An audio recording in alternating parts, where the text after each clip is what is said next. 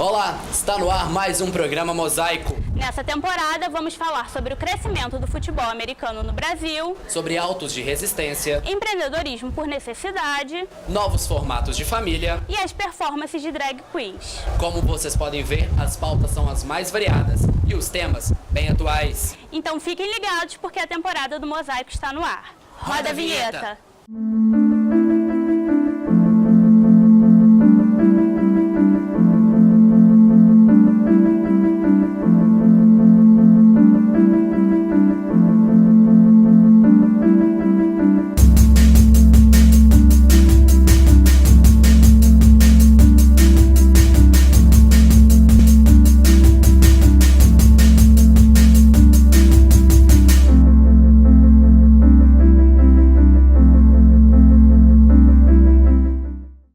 Recentemente foi aprovado por uma comissão na Câmara dos Deputados o Estatuto da Família. Mães solteiras, 2 homens, 2 mulheres, um casal com cachorro são exemplos de novos formatos de família. Apesar de uma parcela da sociedade, infelizmente, não aceitar esses novos relacionamentos, eles estão cada vez mais presentes no Brasil. E apesar do estatuto, leis que beneficiam casais homoafetivos têm sido aprovados no país nos últimos anos. Eu quero agradecer todas as famílias que vêm nos apoiando, todas as famílias que vêm participando dos debates e principalmente validando aquilo que realmente é o projeto Estatuto da Família. A votação do Estatuto da Família e a apreciação dele e a aprovação dele traz um descanso para o coração da família brasileira que respeita a Constituição Federal. Nós estamos, ao contrário, defendendo a Constituição brasileira de um golpe marxista cultural que quer destruir as nossas famílias e quer induzir as nossas crianças a uma sexualidade precoce para se perderem. Está claro, o casamento ou a união estável, o casamento civil, a união estável, deve ser entre um homem e uma mulher. Está muito claro na legislação.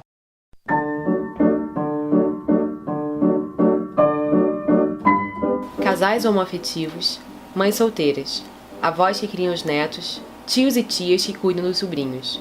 São alguns exemplos de famílias não contempladas pelo Estatuto da Família, projeto de lei recentemente aprovado por uma comissão especial na Câmara dos Deputados. Sem remetente. A nossa história se cruzou no momento em que o Fábio chegou na igreja, né? A gente estava começando ainda o trabalho da igreja contemporânea. E a gente percebeu que a gente, na verdade, tinha o mesmo sonho, né? Que, na verdade, é o sonho de muitas pessoas, né? Assim, e a gente comprova isso pelo fato de muitas pessoas estarem chegando hoje na igreja vivendo esse mesmo negócio, que é realmente ter uma família, né? Viver esse outro lado do gay, né? Que é o lado família, o lado pai, o lado casamento. E a gente começou a construir uma história e viver uma história juntos a partir do momento que a gente tinha uma fé, que era Jesus, tinha um sonho, que era ter uma família, né, assim, filhos, e aí fomos construindo tudo isso. A realidade é que as famílias brasileiras estão se transformando. O número de casais heterossexuais com filhos caiu 11,2% em 15 anos. Enquanto isso, existem hoje 60 mil casais homoafetivos vivendo juntos no país, a maioria formada por católicos. Meninos, vem tomar café! Bom, há 8 anos atrás, uma ex-namorada minha pegou o Paulo Roberto na Suípa e trouxe para dentro de casa, né? E aí começou a convivência com um cachorro, que até então nunca tinha tido. E já se passaram 8 anos já com o Paulo Roberto. Membro da família absoluto, filho legítimo, querido. Enfim, o cachorro mudou, pelo menos a minha vida. E acredito que agora a vida da minha mulher também, né? Eu tinha um relacionamento de 7 anos já, eu estava noiva. Mas a verdade mesmo é que o relacionamento já não estava indo muito bem quando eu descobri que eu estava grávida, mas a gente sempre tenta, né? E aí quando eu engravidei, eu estava com 27 anos, não era nenhuma criança, né? Enfim, sempre trabalhei, sempre tive a minha vida, falei, ok. Sempre tive vontade de ser mãe também. Hoje a melhor coisa que aconteceu com minha filha ter nascido foi eu ter me separado, porque aí quando ela chegou, foi de imediato, assim. Eu comecei a ver a vida de uma maneira muito diferente, tanto que eu me separei, minha filha estava com 2 meses, não teve essa de sofrimento de, ai, eu vou ficar sozinha com uma criança, não teve isso, eu fiquei muito bem. Bom, eu já tinha 37 anos quando eu engravidei do Leonardo, então assim, o relógio biológico já estava falando alto. E eu estava casada, eu comecei a engravidar porque não estava engravidando, cheguei a iniciar um tratamento, né? Comecei a fazer os exames e aí, quando estava no meio já do processo, meu marido resolveu que não queria ter filhos. Aí eu me separei e continuei sozinha. E aí tive que utilizar o banco de sêmen, né? A Cauã veio quando eu tinha 29 anos. Eu conheci o pai dele quando eu morava lá em São Gonçalo. E a gente foi um relacionamento muito recente, muito curto. No 3º mês que a gente estava saindo, a gente engravidou. E aí ele nasceu. E a gente, no primeiro momento ainda não quisemos morar juntos, mas num segundo momento veio essa vontade de estar constituído um núcleo familiar. E aí deu o primeiro ano, o segundo ano, e aí no 3º ano eu falei assim, ai cara, não vai dar mais. Assim. Em dezembro a Eneida me chamou pra morar aqui. É fundamental a gente ter em mente que a Constituição de 88 mudou o paradigma do direito das famílias. O que significa isso? Hoje, no direito contemporâneo, a família cumpre uma função social, né? Segundo a nossa Constituição vigente, a família só é válido, a instituição família, se ela for capaz de realizar a dignidade humana dos seus membros. Então, o reconhecimento de todas as formas familiares possíveis existentes na sociedade e o reconhecimento de direitos iguais a todos os tipos de famílias como instituições que estão funcionalizadas à realização da dignidade pessoal de cada um dos seus membros é fundamental para a concretização de um Estado democrático, como a nossa Constituição previu. A respeito do Estatuto da Família, eu acho que a gente está vivendo um momento de retrocesso muito grande na nossa sociedade, eu acho uma pena. O Estatuto especificamente é mais um exemplo desse retrocesso. O Estatuto da Família exclui cerca de 25% das famílias brasileiras, segundo dados do IBGE.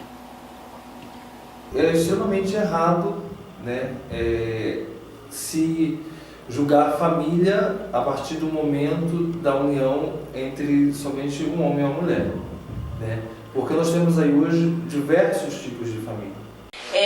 Não acho que a família precisa ser a sanguínea, exatamente. A família é o que a gente cria no dia a dia, quem tá junto. Né? E aí, quando a gente faz isso, a gente exclui não somente os homossexuais. É lógico que essa lei é voltada para barrar uma adoção homossexual, né? Homoafetiva. Né? Mas aí o que se faz é se exclui uma outra parcela da sociedade que existe. Se eu for assim, então eu e minha filha não somos uma família, a gente é o quê? Né? No Brasil, há 67 milhões de mães. Dentre elas, 31% são solteiras, ou seja, mais de 20 milhões. Só que o que eu acho a respeito de ser mãe solteira é que isso é muito reflexo de uma sociedade machista que a gente vive, porque o ser mãe solteira, que eu acho, não é ser uma mãe que não é casada, porque ninguém é obrigado a ser casado. O que eu acho de ser mãe solteira, o termo mãe solteira, às vezes soa até como pejorativo, mas a realidade é que a mãe solteira é aquela mãe que não pode contar com o pai da criança. E aí, você que é pai solteiro, o que você está fazendo? Todo mundo pergunta, como um casal lindo desse jeito não vai ter um filho? E... É como se fosse uma coisa prática ter um filho. Se não ter filho, não vamos. O mais engraçado é que agora eu vejo que tanta gente não quer ter filho, tanto casal não quer ter filho, que acho que agora, porque antigamente eu me via como uma pessoa normal. Como assim você não quer ter filho, você não quer ter... Gente, simplesmente eu não quero ter filho. Às vezes meu pai, minha mãe, meu pai fica louco comigo. Você não vai me dar ele pede neto, não? Paulo Roberto. O número de casais que optam não ter filhos cresce no Brasil. A cada 5 casais, cerca de 1 não quer ter filhos. Em 2002, a porcentagem era de 14%. Hoje, já são 19%. Que tipo de família seria essa, né? Não sei dizer. Agora tá chegando o Dia das Mães e assim, tiram uma foto minha com o Léo. Então assim, a minha vontade era fazer uma foto, mandar uma foto nossa como família, entendeu? Todo dia pra mim é a minha família, a minha mulher, é ele em casa. As minhas preocupações são iguais, como se ele fosse um ser humano. Mas eu acho que família, no fim das contas, são as pessoas que você escolhe para viver com você. Não precisa ter um vínculo, né, enfim, de sangue e tudo mais. E quando você constitui uma família, independente do modelo, de um padrão, de você estar quebrando um paradigma ou não, você escolheu aquilo e tem amor, então é família. São pessoas que se amam, que escolheram viver juntas. Ele mostra que a probabilidade de uma criança ser violentada é 24%, tá? Na pesquisa, por casais gays, do que 2% por casais héteros. Não foi eu que fiz a pesquisa, não é o pastor que fez a pesquisa. A gente ainda está engatinhando no combate à violência homofóbica, lesbofóbica, transfóbica. Então, em primeiro lugar, na minha opinião, isso se trata de uma questão cultural, né? O brasileiro ainda não conhece uma cultura da diversidade sexual. Então, isso passa por todos os setores do Estado, desde o sistema de justiça, que é o local onde eu trabalho, até as escolas, até a segurança pública, as nossas instituições policiais, instituições judiciárias, instituições de saúde, têm que estar envolvidas numa mudança de cultura para receber a diversidade familiar, a diversidade sexual e a diversidade afetiva. Novos arranjos familiares surgem e substituem a tradicional família brasileira. Outros formatos de famílias não tão novos hoje também ganham força no país. Porém, novos desafios surgem e os velhos preconceitos se tornam mais evidentes. Enquanto o conceito de família se torna cada vez mais abrangente, nasce a necessidade do reconhecimento por parte da sociedade civil do Estado. Apesar de tão diversas, essas famílias têm algo em comum: o amor. Isso é família!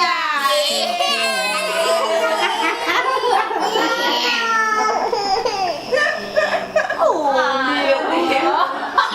É que eu apertei a orelha dele. Ele me apertou a sua orelha? Foi. Deu certo? Coletivo não aperta a orelha.